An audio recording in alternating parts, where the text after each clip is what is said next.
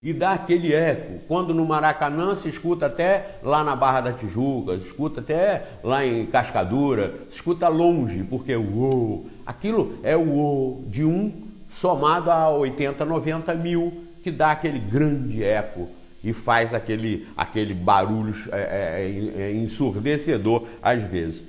Ponha um só num estádio como o Maracanã a fazer um por mais alto que seja, ninguém, só quem estiver por perto dele vai ouvir.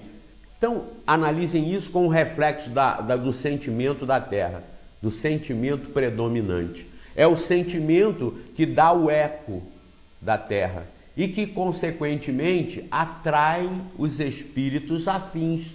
Os espíritos que também vibram e gostam e pensam na mesma sintonia, das mesmas coisas.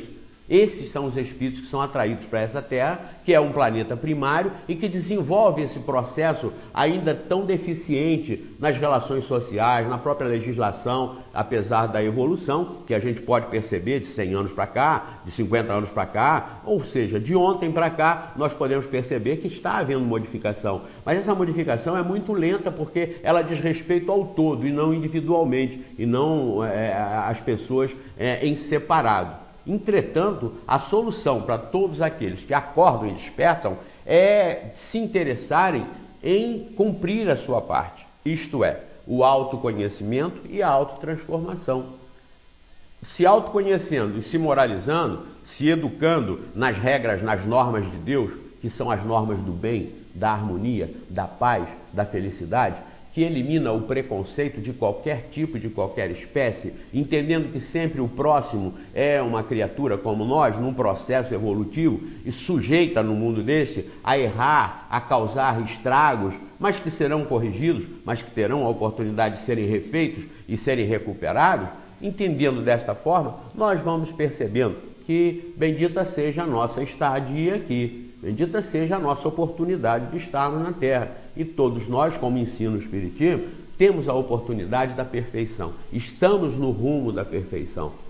Seria como você chegar na escola primária, no primeiro ano do primeiro grau, e falar com aquele aluno, com aquela criança assim: em verdade vos digo agora, hoje, estarás comigo no mestrado.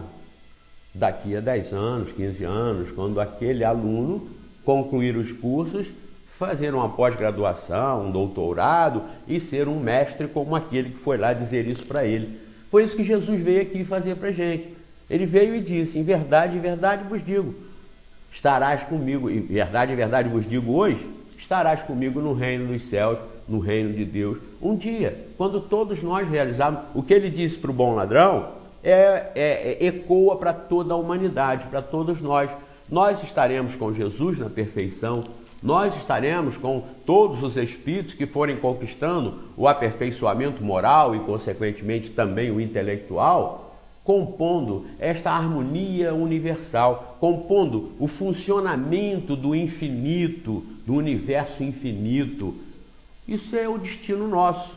Serginho, eu lembro, perguntou no programa, parece que é anterior, o que fazem os espíritos superiores?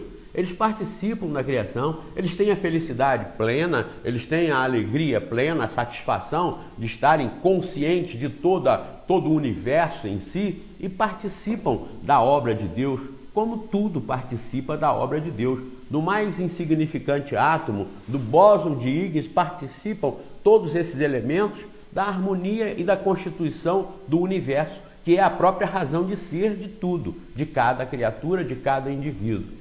Então ninguém foi criado para a desgraça e para a infelicidade.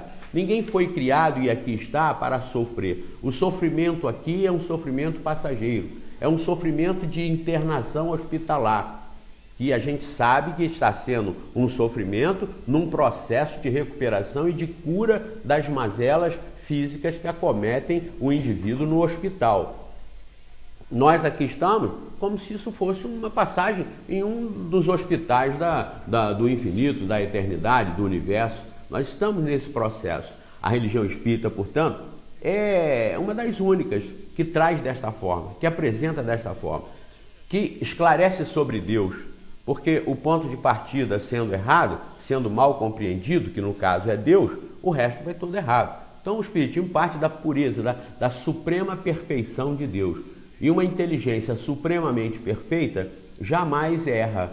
Nem errou, nem erra e nem errará. Então todo o mecanismo universal, todo o mecanismo da existência do ser, da existência da própria matéria, é um organismo e um mecanismo absolutamente voltado e destinado a que tudo seja perfeito, a que tudo seja feliz. Não estamos aí aumentando, Deus não iria aumentar um almoxarifado do inferno, um lixão do inferno, que cada vez mais a luz errada de uma única vida estaria se aumentando indefinidamente. Isso não é justo, isso não é moral, isso não está de acordo com o amor supremo do Criador.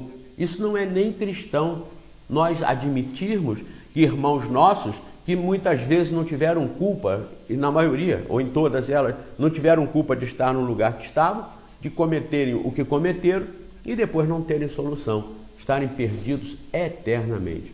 Aí a vaidade humana, o egoísmo humano, as organizações humanas que são conglomerados de egoísmo e de orgulho e de vaidade, estabeleceram quem não está no nosso grupo está perdido para sempre.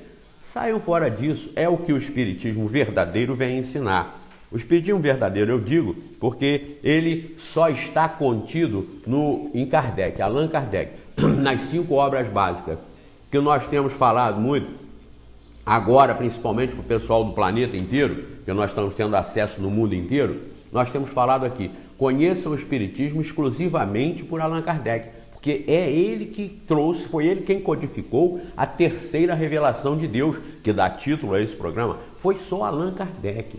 Os espíritos que se comunicaram e que foram participantes desse processo da terceira revelação foram espíritos selecionados pelo intelecto do próprio Kardec, pela perspicácia, pela análise de todas as comunicações que recebia antes de colocar na codificação. O resto, dali para frente, o Espiritismo, como tudo no mundo, se prestou e está se prestando para ser indevidamente utilizado, prostituído, difamado e deteriorado no seu conteúdo. Porque esse conteúdo verdadeiro de Kardec, que está na codificação, no Livro dos Espíritos, no Livro dos Médiuns, no Evangelho segundo o Espiritismo, no Céu, Inferno e Gênesis, só essas 5 obras, esse conteúdo da terceira revelação, que está nessas 5 obras, ele está sendo deteriorado porque pegaram o Espiritismo para fazer dele um império, como tudo se faz nesse planeta, por causa dos interesses dos espíritos imperfeitos que somos nós, dos espíritos inferiores que estão aqui, que exercem o poder, a fama e o dinheiro através dos seus interesses materiais.